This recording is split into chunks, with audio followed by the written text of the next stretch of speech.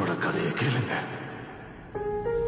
சூத்திரதாரியின் சோதனை எரித்து அகங்காரனின் நெஞ்சை கிழித்து மாயாசுரனை நிர்மூலமாக்கும் துறையாய் நொந்து வென்றவரின் பரவசத்தை சுமந்து வந்தாள் ஒரு மகாதா. எரியும் தீயினில் பொழியும் மழை போல் சாவின் வீட்டினில் காலனை வென்றவர்.